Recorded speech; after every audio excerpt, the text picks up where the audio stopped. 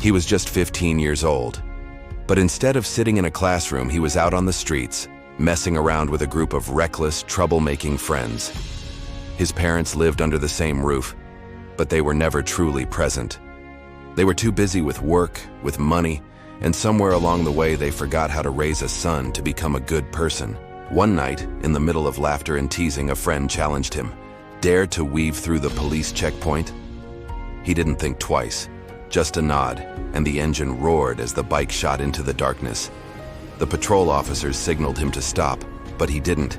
He accelerated, swerving through the road, and then a head-on crash.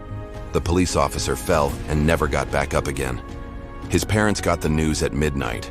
They rushed to the police station in a panic and then fell silent when they heard the words, "Your son caused a fatal accident."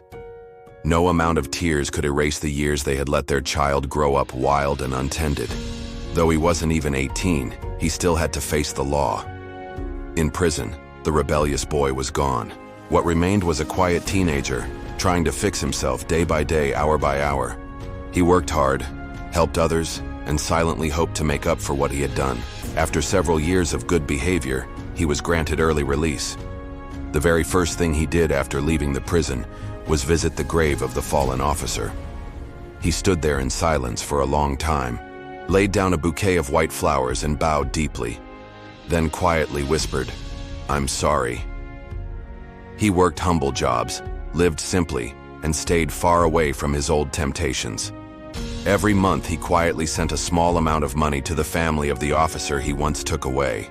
No one told him to do it, but to him, it was the only way he could keep on living as a human being. Youth can make mistakes, but if there's no love, no guidance, no correction at the right time, that mistake, that moment of carelessness, can turn into a lifetime of regret.